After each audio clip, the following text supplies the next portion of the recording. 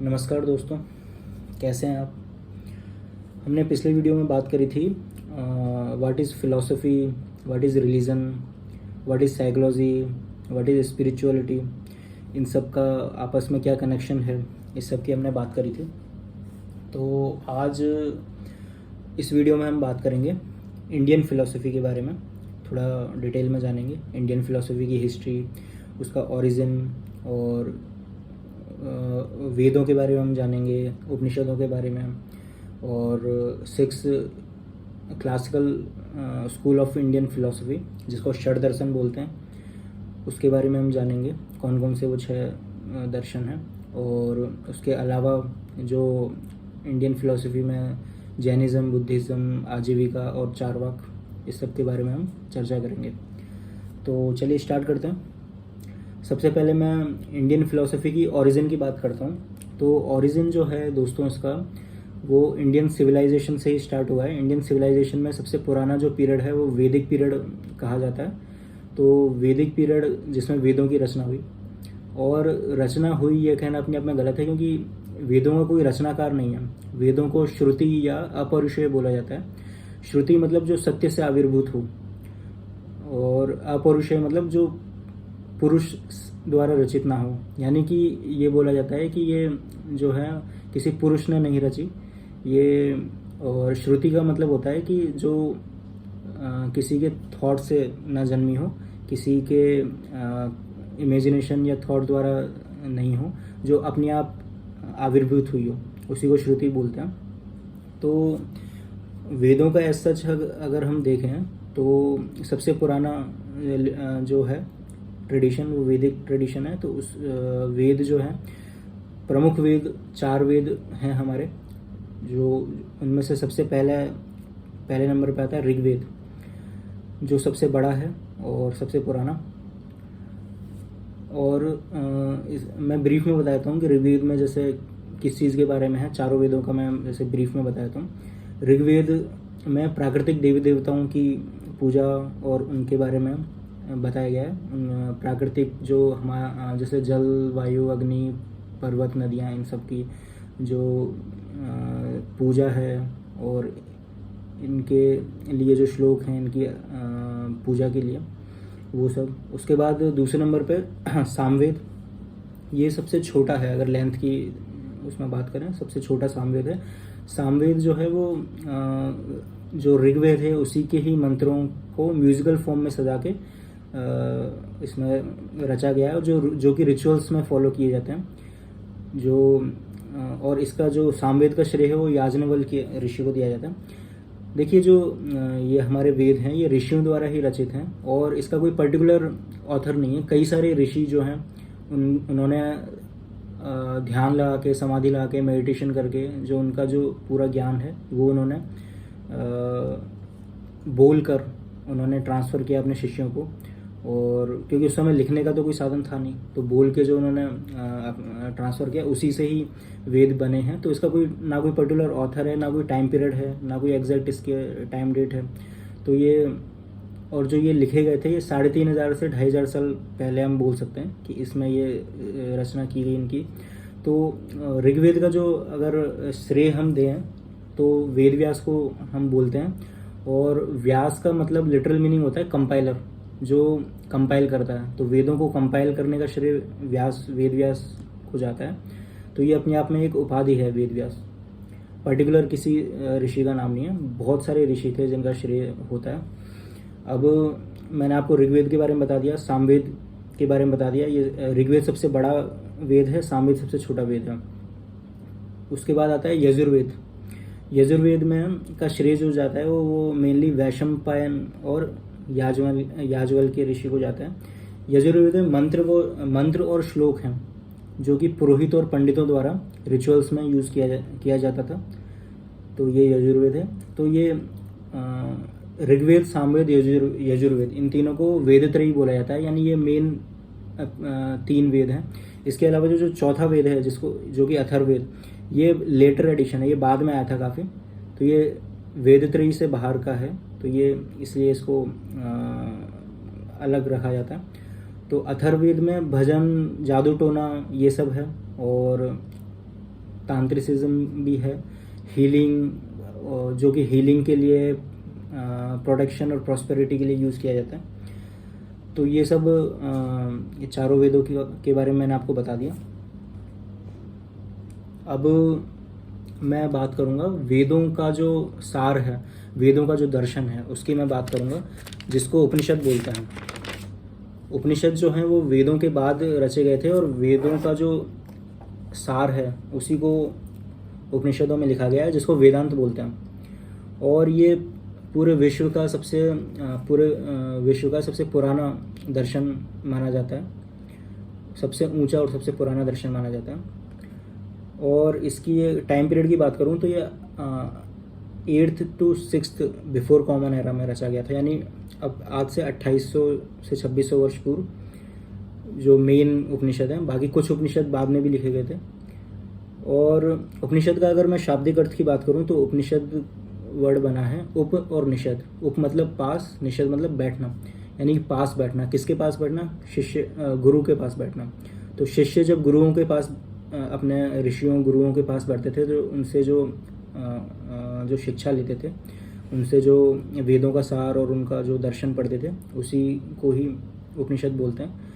तो अब मैं बात करता हूँ कि इसमें उपनिषदों में मेन क्या है, मतलब किस चीज़ के बारे में बात की गई है। उपनिषदों में एक तो आत्मा यानी कि इंडिविजुअल सोल, ब्रह्म यानी कि यूनिवर्सल सोल, आत्मा, ब्रह्म, और लिबरेशन, मोक्ष, प्रकृति, इस सब की बात की गई है। अहम, आत्मा, प्रकृति, मोक्ष, तो इस सब की बात की गई है। और टोटल उपनिषदों की बात करूं तो 200 उपनिषद हैं अप्रॉक्सीमेटली, कोई एग्जैक्ट नंबर नहीं है। और मेन उपनिषद हैं 13 से 18 उपनिषद मेन हैं जो प्रचलित हैं। उनमें से कुछ उदाहरण के तौर पे जैसे छांदोग्य, बृहदरनायक, तैत्तिरीय, मांडुक्य, केन उपनिषद, कठोपनिषद, कुछ नाम आपने सुने होंगे, और ये सब है। और वेदांत का जो ब्रॉड कैटेगरी है वो 3 कैटेगरी जो मैंने आपको पिछली वीडियो में भी बताई थी। अद्वैत वेदांत, अद्वैत, द्वैत, विशिष्टाद्वैत।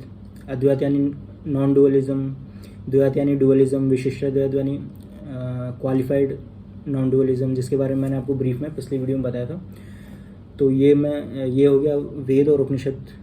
अब मैं बात करूँगा 6 classical schools of Indian philosophy, जिसको षड दर्शन बोलते हैं। तो षड दर्शन में पहले नंबर पे आता है न्याय। न्याय का लिटरल मीनिंग होता है, न्याय संस्कृत वर्ड से बना है, इसका मीनिंग होता है reasoning, logical thinking, systematic analysis. तो उसके द्वारा सत्य को जानना, सत्य के नेचर को जानना, और उसके द्वारा मुक्ति तक जाना, वही सब है न्याय में। न्याय के बाद दूसरे नंबर पर वैशेषिका।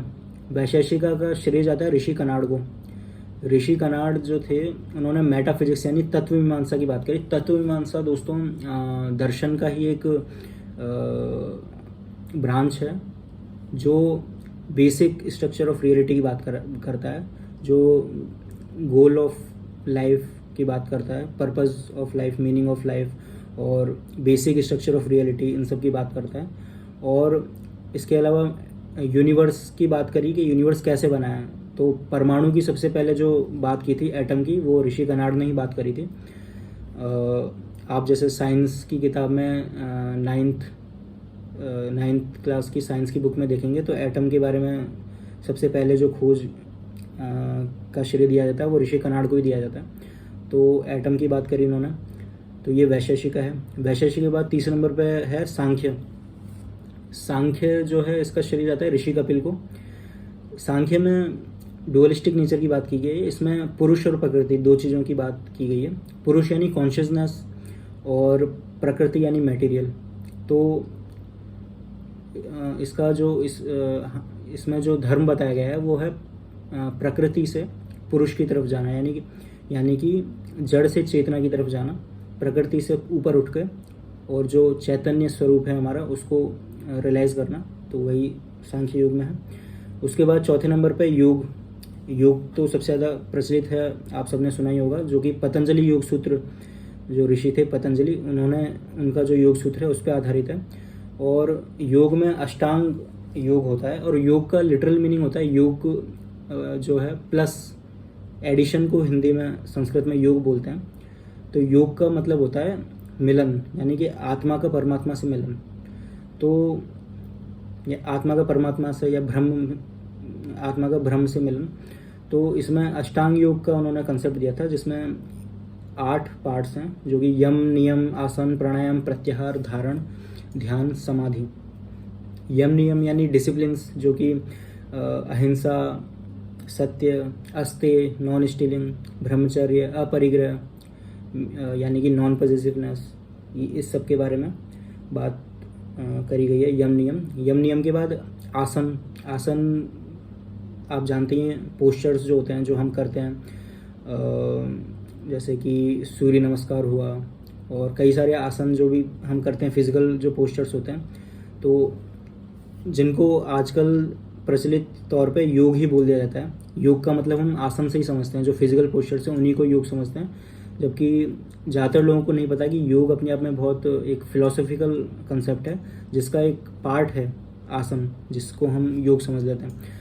तो आसन है जो हमारे फिजिकल हेल्थ के लिए काफ़ी ज़रूरी होता है। आसन के बाद प्राणायाम। प्राणायाम यानी ब्रीदिंग एक्टिविटीज़, जो कि अनुलोम विलोम और कपालभाति, ये सब आपने किया भी होगा, देखा भी होगा। तो ये हमारी ब्रीदिंग के लिए काफ़ी हेल्दी एक्टिविटीज़ हैं। उसके बाद प्रत्याहार। प्रत्याहार यानी कि अपनी सेंसेस को विड्रॉल कर लेना बाहर की दुनिया से विड्रॉल करके अपने अंदर की तरफ झांक कर देखना, तो वो प्रत्याहार। उसके बाद धारण। धारण यानी कंसंट्रेशन। कंसंट्रेशन किसी एक चीज़ पर एकाग्र होना, किसी ऑब्जेक्ट पे या किसी थॉट पे, किसी मंत्र का उच्चारण करना है, तो वो कंसंट्रेशन हो गया। कंसंट्रेशन के बाद ध्यान। ध्यान यानी कि अवेयरनेस, जो कि होलिस्टिक चीज़ है। इसमें हम कंसंट्रेशन से ऊपर उठ के होलिस्टिक उसमें आ जाते हैं, उसी को अवेयरनेस बोलते हैं, ध्यान। ध्यान के बाद सबसे लास्ट स्टेज है समाधि। समाधि फाइनल स्टेज है जहाँ पर योग हो जाता है आत्मा का परमात्मा से, तो वो सबसे फाइनल स्टेज है। तो ये सब है योग। योग के बाद 5वें नंबर पे है मीमांसा, जिसको पूर्व मीमांसा भी बोलते हैं, जो कि वेदों के कर्म कांड पर आधारित है। देखिए, वेदों की मैंने पहले भी चर्चा करी। वेदों को अगर ब्रॉडली 2 पार्ट्स में कैटेगराइज कर सकते हैं, एक कर्म कांड और एक ज्ञान कांड। कर्म कांड में रिचुअल्स के बारे में है पूरा, और ज्ञान कांड है जो कि उपनिषद, जिनके ऊपर उपनिषद बने हैं। ज्ञान कांड यानी फिलॉसफी उसकी पूरी। तो मीमांसा, पूर्व मीमांसा में कर्म कांड है, रिचुअल्स है, उसके बाद उसकी फिलॉसफी है पूरी, और इसका श्रेय ऋषि जामिनी को दिया जाता है। इसके बाद 6ठे नंबर पे है वेदांत। वेदांत के बारे में आपसे पहले भी चर्चा कर चुका हूँ मैं। वेदांत यानी वही उपनिषदों की जो फिलॉसफी है वही वेदांत है। वेदांत के 3 प्रकार, वो भी मैंने आपको बताया। तो ये जो 6 दर्शन है, न्याय, वैशेषिका, सांख्य, योग, मीमांसा और वेदांत, ये सब षड दर्शन कहलाते हैं। उसके बाद इसके अलावा ये षड दर्शन है, ये हिंदू फिलॉसफी का आधार है। उसके अलावा जो इंडियन फिलॉसफी में आते हैं वो है चारवाक। चारवाक जो है वो एम्पेरिकल थॉट ऑफ फिलॉसफी है, जिसमें मेटेरियलिस्टिक और जो कि मेटेरियलिस्टिक और एथेस्टिक कंसेप्ट्स की बात करता है। आसान भाषा में कहूँ तो जो भी हम सेंसेस से फील करते हैं, जो भी हम अपने इंद्रियों से जो एक्सपीरियंस करते हैं, उसी के आधार पर ये पूरा फिलॉसफी है। इसमें मतलब सेंसेस से बाहर कुछ भी नहीं माना गया है। जैसे कि वेदांत की बात करूं तो उसमें ब्रह्म की बात की गई है। तो ब्रह्म जो है, जो निर्गुण है, निराकार है, जो दिखता नहीं है, जो हमारी सेंसेस से बियॉन्ड है। लेकिन इसमें ऐसा कुछ भी नहीं है, ये पूरा सेंसेस पर आधारित है। जो हमको फील हो सकता है, जो दिख सकता है, उसी की बात कर रहा है ये। और ये जो चारवाक, जैनिज्म, बुद्धिज़्म और आजीविका, ये चारों जिसकी मैं चर्चा करने जा रहा हूँ, ये सब नास्तिक यानी कि एथेस्टिक फिलोसॉफिकल थॉट बोला जाता है, क्योंकि ये वेदों की अथॉरिटी पे बिलीव नहीं करते, वेदों से अलग हैं ये, इनका आधार वेदों में नहीं है। तो ये चारवाक हो गया। चारवाक के बाद जैनिज़्म के बारे में थोड़ा मैंने आपको पिछली वीडियो में बताया था, वर्धमान महावीर द्वारा, जो 24वें तीर्थंकर हैं, उनके द्वारा स्थापित जो है दर्शन है। इसमें सत्य अहिंसा पर जोर दिया गया है काफ़ी। और जैनिज़्म के साथ साथ ही बुद्धिज़्म है सिद्धार्थ गौतम द्वारा।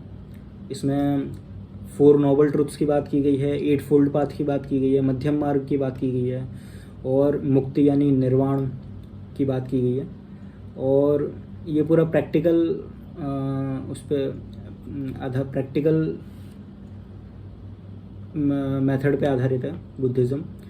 और इसके बाद सबसे आखिरी आजीविका का श्रेय दिया जाता है मक्खाली गोसाला को।